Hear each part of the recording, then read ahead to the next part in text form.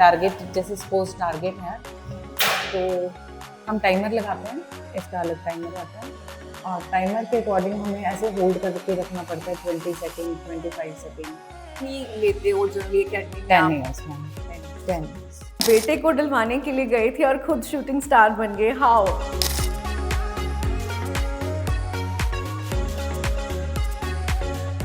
और जो विमेंस ने खुद को अपने घरों में अपने आप को बंद कर लिया, इन्वॉल्व कर लिया, या अपनी फैमिली में इस तरह से वो घुस गई हैं, बाहर नहीं निकल पा रही, क्या कहना चाहेंगे आप? अपने लिए भी कुछ करना चाहिए हमें। तो मुझे बड़ा अच्छा लगता है कि इस एज में हम उनसे मोटिवेट होते हैं। हर विमेन को बोलूँगी कि सबसे पहले तो अपने लिए ज़रूर सोचें। अगर आप अपने बच्चे को कुछ बनाना चाहते हो, कुछ करवाना चाहते हो, तो सबसे पहले पेरेंट्स की ड्यूटी बनती है उसके लिए। नमस्कार, कॉर्किड्स आप देख रहे हैं और बात करेंगे एक ऐसे डायलॉग की जो हमने सुना तो बहुत है, लेकिन उसकी एग्जाम्पल आज हमारे सामने है। हम अक्सर सुनते हैं age is just a number, और कुछ नहीं, बहुत सारे लोग होते हैं जो इस सोसाइटी में इस डायलॉग को, इस एक सेंटेंस को गलत प्रूव करते हैं। तो आज हम भी एक ऐसी ही पर्सनालिटी से मिलेंगे जिन्होंने इस एक बात को ठुकरा दिया है और अपने लिए उस उम्र में जाकर एक सफ़र शुरू किया है जब लोग कहते हैं कि यहाँ तो अभी आपको रिटायर हो जाना चाहिए था। सुमन जी, बहुत बहुत स्वागत है। सुमन जी के बारे में ये बताना चाहूँगी कि ये नेशनल शूटर हैं, और जैसे कि मैंने बात की कि जिस एज में लोग कहते हैं कि अब आप रिटायरमेंट की तरफ जा रहे हो तो अब आपको कुछ सोचना चाहिए, इन्होंने अपनी जर्नी जो है उस समय पर शुरू की है। अब तक 6 गोल्ड मेडल जीत चुके हैं, सिल्वर हम इनसे पूछेंगे, ब्रोंज हम इनसे पूछेंगे, और कैसी इनकी जर्नी रही है, कैसे शुरुआत हुई, क्या क्या दिक्कतें आई, और एक्चुअल में विमेन शूटिंग हमारी जो स्पोर्ट्स है वो कहाँ पे स्टैंड करती है, इनसे जानेंगे। बहुत बहुत स्वागत है मैम आपका। कैसे आपकी ये जर्नी जो है वो शुरू हुई शूटिंग की? मैम, मैंने अपने बेटे के साथ स्टार्ट किया जी। मेरा बेटा 10 ईयर्स का था तो मैंने उसे शूटिंग में डलवाया और उसके बाद मैंने खुद भी साथ साथ स्टार्ट किया। लेकिन अब बेटे को डलवाने के लिए गए थे और खुद शूटिंग स्टार बन गए, हाउ? एक्चुअली कई बार हिडन टैलेंट होता है और हमें भी नहीं पता होता हमारे अंदर हिडन टैलेंट है जी। तो उसके साथ स्टार्ट किया और उसके साथ उसने स्टार्ट किया और फिर मैंने स्टार्ट कर दिया। एक कोच ने मुझे फोर्स किया, वो भी कोच थे, तो उन्होंने बोला मुझे कि मैम आप शूटिंग कर सकते हो, आप बड़ी अच्छी योगा मेडिटेशन करते हो और आप फोकस्ड हो, तो आप भी स्टार्ट कीजिए। और जैसे ही उन्होंने बोला तो मैंने कहा चलो स्टेट, हाँ को 15 डेज रहते थे तो मैंने जैसे स्टेट के 15 डेज थे, मैंने प्रैक्टिस स्टार्ट कर दी। विद इन 15 डेज मेरा सिल्वर मेडल था उसमें। वाह। उसके बाद मेरा वो स्टार्ट हुआ, ऑल इंडिया ओपन था उसके बाद। ऑल इंडिया ओपन में मैंने ऑल इंडिया ओपन केरला में था उस टाइम हमारा, तो नेक्स्ट 2 मंथ बाद था वो। उस 2 मंथ के बाद जैसे ही मैं केरला गई और वहाँ से वापस आई तब मुझे पता लगा वहाँ भी मेरा सिल्वर मेडल था। उसके बाद मेरा नेशनल था, 1 मंथ बाद मैंने नेशनल किया, उसमें भी मेरा सिल्वर मेडल था। तो इस तरह से मेरी जर्नी स्टार्ट हुई। आपसे बात करते करते मेरे को ऐसा लग रहा है कि आपकी जो एकेडमी है, आपकी जो रेंज है, ये ज़रूर सबको दिखाई जानी चाहिए। वो भी क्योंकि सबको ऐसा लगता है कि कुछ तो अलग है, कुछ तो डिफरेंट है, और ये डिफरेंट होता कैसे ये देखना चाहिए। सो चलो आइए देखते हैं। एयर प्रेशर होता है और ये सिलेंडर होते हैं जिसमें कंप्रेस्ड एयर डाली जाती है, वो सिलेंडर से फिल किया जाता है, तो ये ऐसे खुल भी जाते हैं, इसमें एयर होता है, ये देखिए। ओके। तो इसके कारण वो हमारे जो पैलेट्स हैं वहाँ कितनी तक। देर तक आप इसको उसके ऊपर करके रखते हो आप, मतलब होल्ड कितनी देर तक करके रखते हो? 12 सेकेंड करना, आपको 12 सेकेंड का पूरा प्रोसेस होता है हमारा। उसमें पूरा हमें एम करना है और पूरा ऊपर लेके जाना है, साइट मेंटेन करनी है, तो वो 12 सेकेंड का प्रोसेस रहता है हमारा। तो जब आप कंपटीशन में जाते हो, आपकी गन अपनी होती है? सबकी पर्सनल होती हैं और जो बिगनर्स होते हैं उनको हम प्रोवाइड करते हैं, जो यहाँ पर आपके बच्चे करते हैं, और स्टेट तक भी कई बार हम प्रोवाइड कर देते हैं, क्योंकि कई बार कई बच्चे नहीं खरीद सकते इतनी जल्दी और कुछ पेरेंट्स का मानना है कि स्टेट क्वालिफाई हो जाए उसके बाद दिलाएंगे। ओके तो इसलिए स्टेट तक हम प्रोवाइड कर देते हैं, बाद में बच्चे अपना परचेज कर लेते हैं।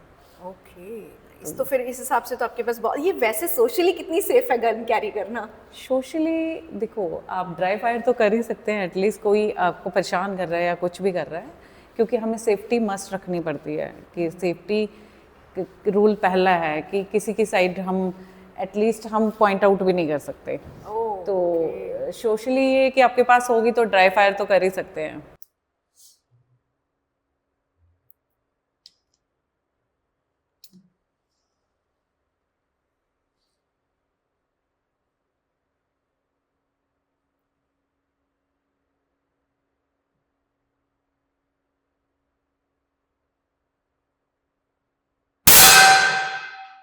मैम जब आपने पहली बार शूट किया होगा, आप मतलब आपके पास 15 डेज थे सिर्फ, है ना, प्रैक्टिस में? 15 या तो 20 डेज। ये कैसे, मतलब मेरे को तो अभी तक ये समझ नहीं आ रहा कि आपने इसको बैलेंस कैसे किया, because it's quite heavy I think, है ना?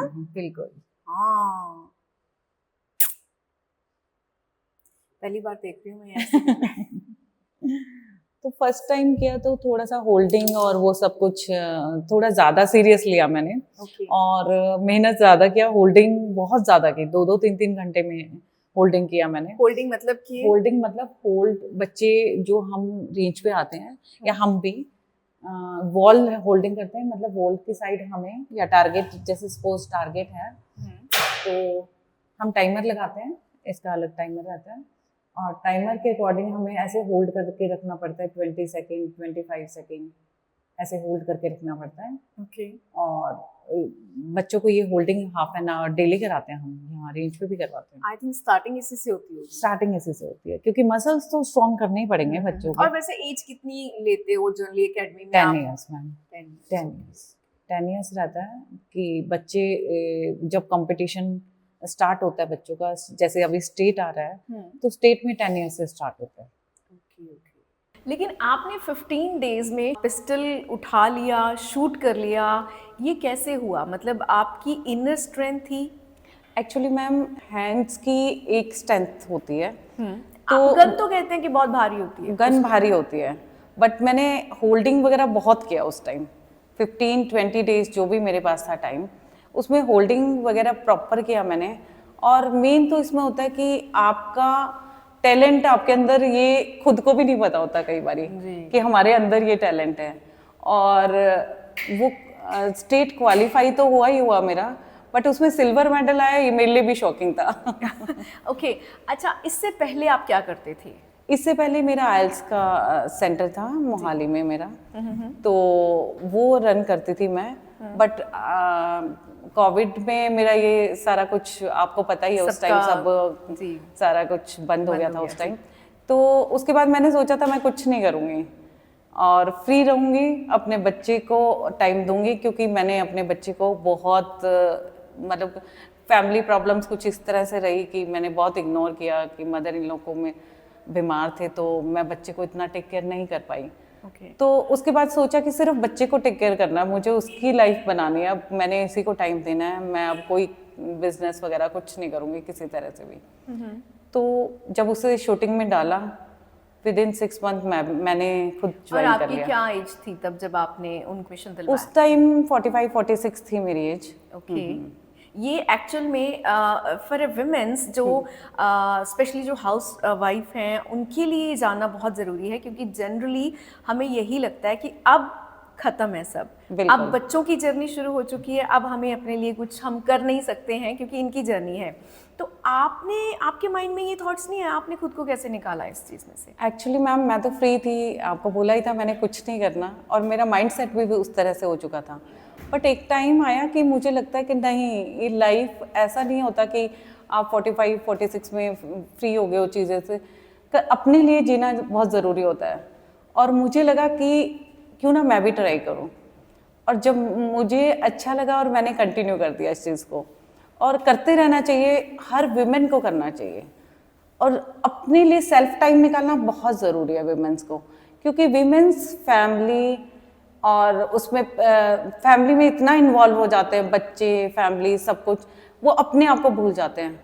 इससे क्या होता है, हम मेंटली स्ट्रांग होते हैं, फिजिकली भी स्ट्रांग होते हैं, और सोशली भी ज़्यादा इन्वॉल्व होते हैं चीज़ों में, तो बेटर है कि आप अपने लिए कुछ करोगे तो वो आपको बहुत अच्छा लगेगा और आप मोटिवेट रहोगे, अपने बच्चों को और अच्छा गाइड करोगे। क्योंकि जब हम घर से बाहर निकलते हैं तो बहुत चीज़ें खुद के लिए वो हमारे लिए तो हेल्पफुल होती हैं, हमारे बच्चों के लिए भी ज़्यादा हेल्पफुल होती हैं। और जो वुमेन्स ने खुद को अपने घरों में अपने आप को बंद कर लिया, इन्वॉल्व कर लिया, या अपनी फैमिली में इस तरह से वो घुस गई हैं, बाहर नहीं निकल पा रही, क्या कहना चाहेंगे आप? क्योंकि अब आप दुनिया घूम चुके हैं, बिल्कुल, अब आपको बिल्कुल। पता है कि जो सिनेरियो है सोसाइटी का, बीइंग अ मदर ऑल्सो, क्या है। बीइंग अ मदर तो मैं ज़रूर बोलूँगी कि ये सारे हम रोल प्ले करते करते अपने लिए भी कुछ करना चाहिए हमें, और अपने लिए टाइम निकालोगे, आप खुश रहोगे, मेंटली स्ट्रॉन्ग रहोगे, तभी आप अपने बच्चों को भी मेंटली स्ट्रॉन्ग कर पाओगे। अगर आप ही मेंटली स्ट्रॉन्ग नहीं हो, फिजिकली स्ट्रॉन्ग नहीं हो, तो बच्चों को कैसे करोगे आप? क्योंकि हम खुद फ्रस्ट्रेट होते हैं तो बच्चे पे फ्रस्ट्रेशन ज़्यादा निकलती है। जी। अगर आप अपने लिए टाइम निकालोगे, सबसे पहले तो आपको बहुत अच्छा लगेगा। और हर विमेन को मैं नहीं कहती आप शूटिंग ज्वाइन करो, कुछ भी ज्वाइन करो, बट करते रहना चाहिए। मतलब मेरा तो ये है आज के टाइम मानना है कि जब तक आप बिल्कुल डेड एंड पे नहीं पहुंचते, आपको करते रहना चाहिए लाइफ कुछ में। ना कुछ नया कर। आप जापान में देखिए, लोग लास्ट, बिल्कुल लास्ट उनकी एज इतनी ज़्यादा क्यों होती है? क्योंकि वो काम करते रहते हैं। हमारे यहाँ रिटायर तो मतलब रिटायर, उसके बाद वो कुछ नहीं करेंगे। उसके लिए भी आपको करना चाहिए कि आप ऑलवेज करते रहो। मेरे पास एक डॉक्टर आते हैं यहाँ पे, ऑर्थो के डॉक्टर, मैं उनका नाम नहीं लूँगी, बट वो अभी 62 63 के हैं। वो स्विमिंग में गोल्ड मेडल लेके आते हैं, हमारे यहाँ गोल्ड मेडल लेके आते हैं। तो मुझे बड़ा अच्छा लगता है कि इस एज में हम उनसे मोटिवेट होते हैं। अरे वाह। कि मैं उनको ऑलवेज बोलती हूँ, सर मैं आपसे बहुत मोटिवेट हूँ। एक्चुअल में मोटिवेशन वाली बात है भी। जनरली जो धारणाएं हमारी बनी हुई हैं वो ऐसी ही हैं कि अब we are done now, we are content, we are happy, हमारे बच्चे सेटल हो गए हैं, हम घर पे बैठे हैं, आराम से टीवी देख रहे हैं, फ़ोन स्क्रॉल कर रहे हैं, एंड दैट्स इट। आपके जो इनिशियल डेज रहे हैं, जाहिर सी बात है कि जितना सूदिंग अब आपको ये सफ़र लग रहा है, ये इतना रहा नहीं होगा। क्या चैलेंजेस आपके रहे हैं? मैम बहुत टफ होता था, मतलब सुबह से शाम तक ट्रेनिंग रहता था, क्योंकि मैं क्योंकि आप तीनों दोनों गेम्स ही में थे। इन्वॉल्व हूँ।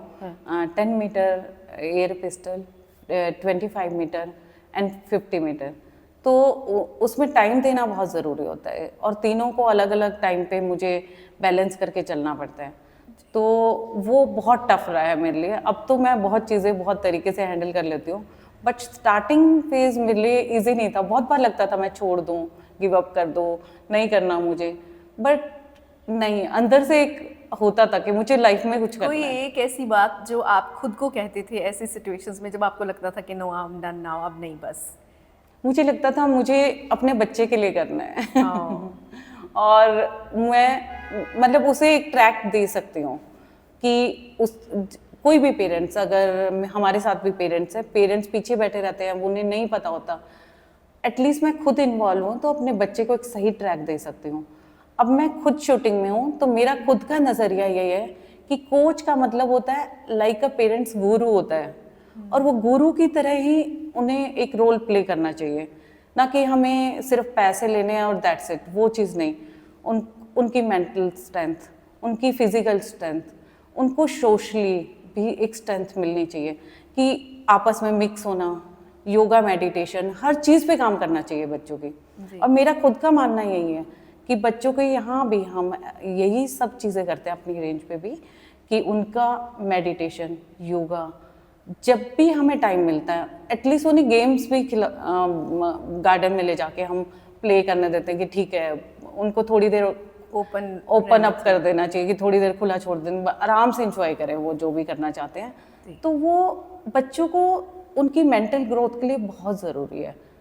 और मुझे लगता है कि आज के टाइम ये फ़ोन का जो दौर है, इस टाइम में सबसे ज़्यादा बच्चों को हमें फ़ोन से बचाना ज़रूरी हो गया। जी, ये चैलेंज है अपने आप में। आपके लिए पर्सनली कभी ये चैलेंज रहा है आपकी रेंज में या आपके घर पे अपने बेटे के साथ?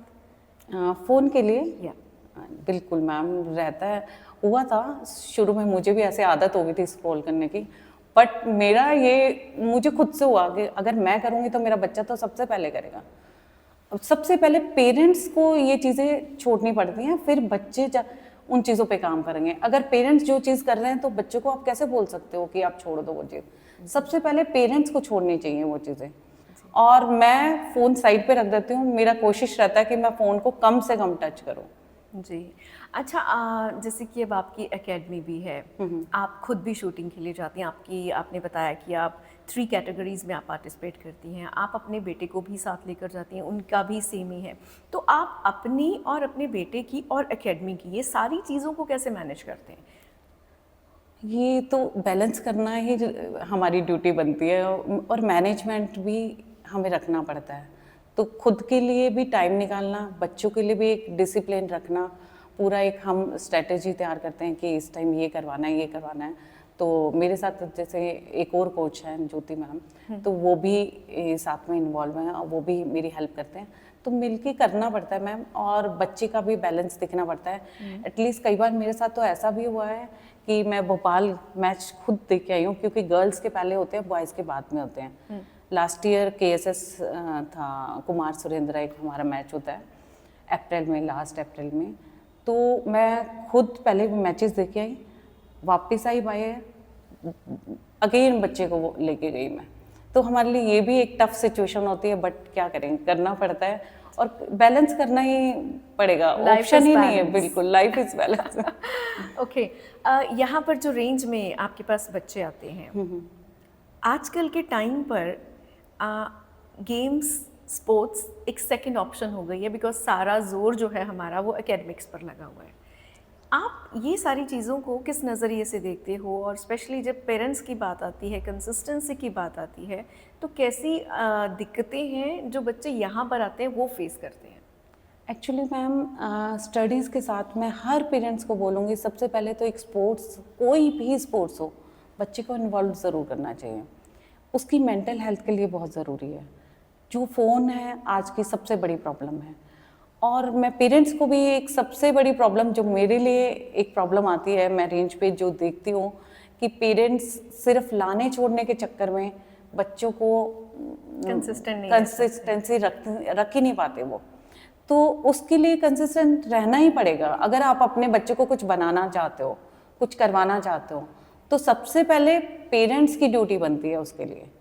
अगर आज हम बात करें मनु भाकर की, तो उनके पेरेंट्स का सबसे बड़ा रोल रहा है इस चीज़ में। मैं भी खुद भी एक पेरेंट हूँ, और मुझे भी लगता है कि मैं पेरेंट्स को भी एक मैसेज देना चाहूँगी कि पेरेंट्स की ड्यूटी बनती है अपने बच्चे को रेगुलर लाना। अभी हमारे पास बहुत बच्चे ऐसे आते हैं, 4 दिन आएंगे 2 दिन छुट्टी, 4 दिन आएंगे 2 दिन छुट्टी, और फिर कुछ टाइम ज्वाइन करेंगे फिर नहीं आएंगे। तो वो गेम नहीं होता। गेम हमेशा कंसिस्टेंसी का गेम होता है, और किसी भी गेम में, कोई भी गेम कीजिए आप, उसके लिए रेगुलर रहना बहुत ज़रूरी है। अगर आप छुट्टियां करते रहते हैं तो वहीं पे आ जाओगे आप। 10 डेज हमारा गेम तो ऐसा है कि आप 1 दिन छुट्टी करोगे, 4 दिन पीछे चले जाओगे। तो रेगुलर रहोगे तभी रिजल्ट आएगा। और जो पेरेंट्स कंसिस्टेंट नहीं रह पाते, जिनकी अपनी बहुत इन्वॉल्वमेंट्स हैं, जो आजकल के टाइम पर स्पेशली पेरेंट्स बहुत ज़्यादा पता नहीं सच में हैं ऑक्यूपाइड की प्रिटेंड करते हैं एग्जैक्टली। क्या आप उनको क्या कहना चाहते हैं कि कैसे कंसिस्टेंट रहें, आप इसको कैसे प्रायोरिटी बनाएं? अगर मेरा पेरेंट्स को सीधा सीधा कहना ये है कि अगर आप बच्चे के लिए कुछ करना चाहते हो, उसे मेंटली स्ट्रॉन्ग करना चाहते हो, उसे फिजिकली स्ट्रॉन्ग करना चाहते हो, या लाइफ में उन्हें कुछ बनाना चाहते हो, तो सबसे पहले चाहे स्कूल हो, चाहे ट्यूशन हो, चाहे गेम हो, उसमें रेगुलर रहना बहुत ज़रूरी है।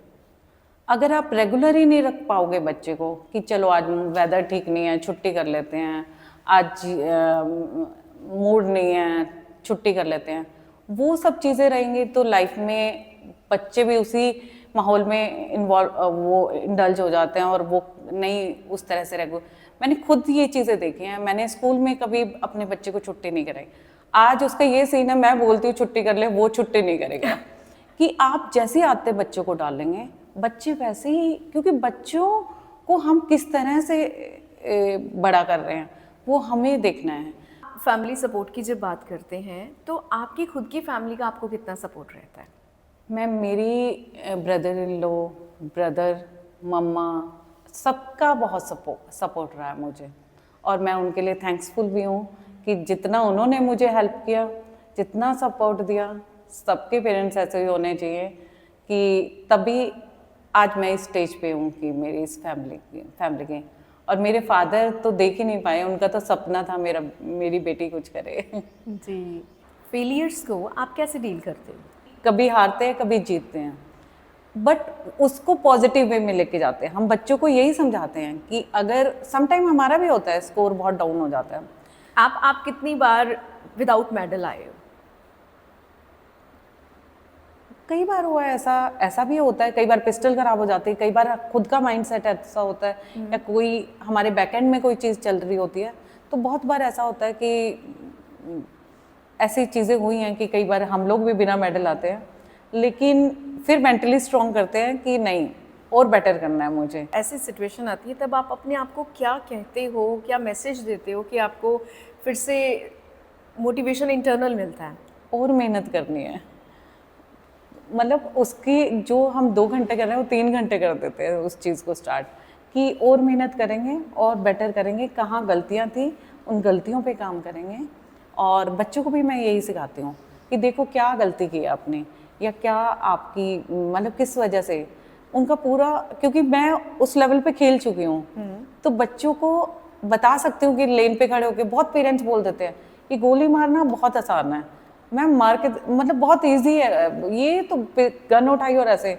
तो कई बार लगता है पेरेंट्स को बोलो आप आओ और यहाँ खड़े होके चलाओ, आपको पता लगे कि कितना मुश्किल है यहाँ पे। आप बच्चों को, बहुत पेरेंट्स होते हैं बच्चों को थप्पड़ मार देते हैं या वहीं से डांट रहे होते हैं, कर अच्छा प्रेशराइज करते हैं। हम नेशनल में देखते हैं, जितने भी बड़े गेम्स होते हैं हम वहाँ देखते हैं पेरेंट्स थप्पड़ दिखा रहे होते हैं, समटाइम ऐसा भी देखा है मैंने। बट बहुत गलत बात है, उनको ये नहीं पता कि आप उस लेन पे खड़े हो, फिर वो सिचुएशन हैंडल करो। कभी आपके साथ ऐसा हुआ है कि आप खड़े हो, आप अपने कंपटीशन के लिए खड़े हो, आपकी गेम जस्ट स्टार्ट होने वाली है और आपको कोई ऐसे आपके कॉम्पिटिटर्स की तरफ से कुछ ऐसा कह दिया गया हो या कोई ऐसी सिचुएशन क्रिएट की गई हो कि आप फोकस ना कर पाएँ?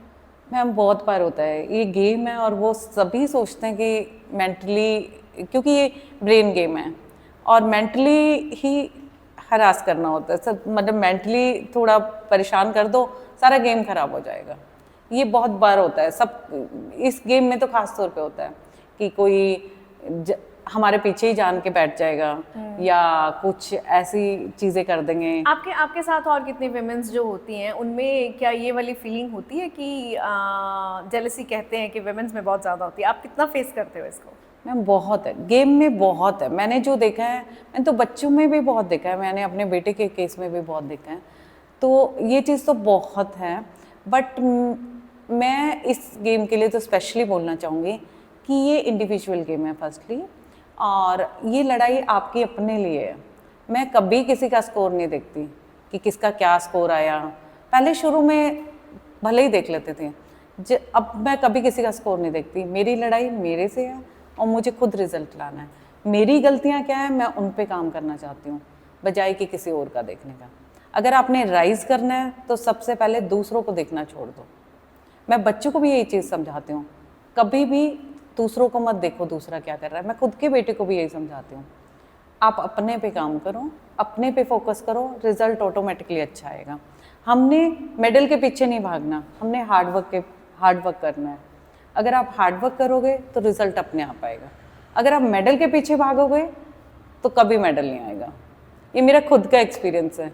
एक साल मैंने यही किया कि मुझे मेडल लेके आना है, मुझे मेडल लेके आना। उस साल मेरे कोई मेडल नहीं आया। नेक्स्ट ईयर मैंने कभी मेडल के लिए नहीं सोचा, हार्ड वर्क किया और दिमाग में भी नहीं आया मैम मैंने मेडल लेके आना है, और उस साल मेरे 2 मेडल थे। आप मेडिटेशन की बात करते हैं, फोकस की बात करते हैं, आपकी जो इंटरनल जर्नी है डेफिनेटली मेडिटेशन से स्टार्ट हुई, ये आपको किक कहाँ से मिली? बिकॉज जनरली आपने कहा कि आप पहले बिजनेस में थे और जिस बिजनेस में आप थे वहाँ पे तो stress anxiety were very common, तो ये आपको कैसे आया कि अभी मेरे को ये भी अपने लिए करना है?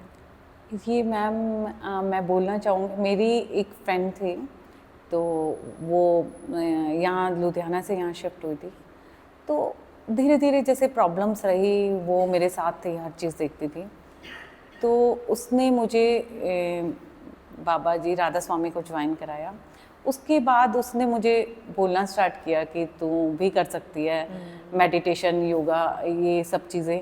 और ये जब राधा स्वामी मैंने ज्वाइन किया, उसके बाद वो मेडिटेट करना और वो अपने आप ही स्टार्ट हो गया मेरा, कि जब आप किसी ऐसी संस्था से आप ज्वाइन करते हो तो ऑटोमेटिकली आपको वहाँ पे एटलीस्ट जीने का तरीका तो राइट वे, आपको राइट पाथ दिखाया जाता है। और वो राइट पाथ हर इंसान को देखना चाहिए, मेरा मानना ये है। और वहाँ से मैंने मेडिटेशन स्टार्ट किया था कि जब मुझे नामदान मिला और ये सारी चीज़ें, तो वो डेली हमें करना ही करना होता है। आपकी जो अब तक की जर्नी रही है, आपने कहा कि बहुत सारी प्रॉब्लम्स भी रही हैं, बहुत सारे चैलेंजेस भी रहे हैं, और आपने कहा कि मैं हर जब सिचुएशन को ओवरकम करती थी तो मुझे लगता था कि इसके बाद अब बस बहुत हो गया, अब तो अच्छा ही होने वाला है। तो आपको क्या लगता है कि हमेशा सब कुछ ऐसे अच्छा हो सकता है? नहीं मैम, स्पेशली आप जब वुमेन्स की बात करते हैं, जो घर पे हैं, घर संभाल रही हैं, जो बच्चों को देख रही हैं, जिनके अपने खुद के सपने भी हैं। एक्चुअली मैं हर विमेन को बोलूँगी कि सबसे पहले तो अपने लिए ज़रूर सोचें। प्रॉब्लम सबकी लाइफ में है, ये नहीं है कि मेरी लाइफ में नहीं है, आपकी लाइफ में नहीं है। मुझे लगता है आज के टाइम में तो सबकी लाइफ में प्रॉब्लम है, बट उन प्रॉब्लम्स को हैंडल कैसे करना है, वो बैलेंस करना भी एक वुमेन का ही काम है कि आप कैसे बैलेंस करते हैं। कोई भी प्रॉब्लम आती है, मतलब सिचुएशन को ईजी कैसे बनाना है या उससे फाइट कैसे करना है, वो हमें ही करना पड़ेगा। कोई उसके लिए और कोई रास्ता नहीं निकालेगा, तो रास्ते खुद बनाने पड़ते हैं। विमेन्स शूटिंग में चर्चा में नहीं है। अब तो बहुत चर्चा में है, जब से मनु भाकर जी ओलंपिक्स में 2 मेडल लेके आई हैं, एक 10 मीटर और एक 25 मीटर में। अब तो बहुत चर्चा में है विमेंस, बट अब विमेंस कर रही हैं, बहुत ज़्यादा कर रही हैं कंपैरेटिवली बॉयज़। कम है विमेंस, बट ऐसा नहीं है कि आप नेशनल में जाइए, बहुत विमेंस हैं। अब तो बहुत स्टार्ट कर दिया और करना भी चाहिए। गर्ल्स को भी आगे बढ़ना चाहिए। और शूटिंग आपकी अपनी लड़ाई है, खुद से इंडिविजुअल गेम है और अपने आप से लड़ाई हो जाती है। तो किसी से फाइट नहीं करना, कोई टीम गेम नहीं है ये। तो अगर आप इंडिविजुअल गेम करेंगे तो ज़्यादा बेटर रहता है। और मैं तो हर वीमेन को बोलूँगी किसी भी गेम में आइए, बट शूटिंग बहुत अच्छी गेम है। इसमें चैलेंजेस ज़्यादा इसलिए लगते हैं क्योंकि हमारे घरों से इस बात के लिए निकलना कि हमें शूटर बनना है, ये बहुत बड़ी बात है, because women with a gun हमें डाइजेस्ट नहीं होता। एग्जैक्टली, बिल्कुल सही, लेकिन करना चाहिए। Thank you so much ma'am, आपसे बात करके बहुत अच्छा लगा। आपकी जर्नी जो है काफ़ी इंस्पायरिंग रही है, ख़ास तौर पे जब मैं आपसे मिली थी, जब मुझे आपके बारे में पता चला था, तो मैं आज तक वो बात अपने साथ कैरी करती हूँ कि आपने शूटिंग 44 इयर्स की एज में शुरू की थी। और आई थिंक ये वाकई बहुत बड़ी बात है सच में, स्पेशली वुमेन्स के लिए। जैसे कि आप बार बार कहते हो, हर बार कहते हो कि अपने लिए जीना, अपने लिए कुछ करना इसलिए भी ज़रूरी है कि ज़िंदगी में दिलचस्पी जो है वो बनी रहनी चाहिए। और अपने बच्चों के लिए भी। अपने बच्चों के लिए इसलिए क्योंकि हम जो औरतें हैं, हम यही सोचते हैं कि हमारा तो हो गया, अब इनके लिए है, अब जो भी करना है इनके लिए करना है, तो वो अच्छे से कर पाएँ इसलिए ज़रूरी है। उनको मोटिवेट भी करना है हमें। एग्जैक्टली। अगर हम खुद अच्छा करेंगे तो उनको मोटिवेट कर सकते हैं। जी, थैंक यू सो मच हमारे साथ बात करने के लिए। और आप लोगों को ये बातचीत कैसी लगी है, आप हमें कमेंट्स में ज़रूर बताइएगा। और इस चैनल पे ऐसी और इंटरव्यूज़ के लिए, ऐसी और मुलाकातों के लिए लाइक, शेयर एंड सब्सक्राइब करना बिल्कुल ना भूलें। नमस्कार, थैंक यू।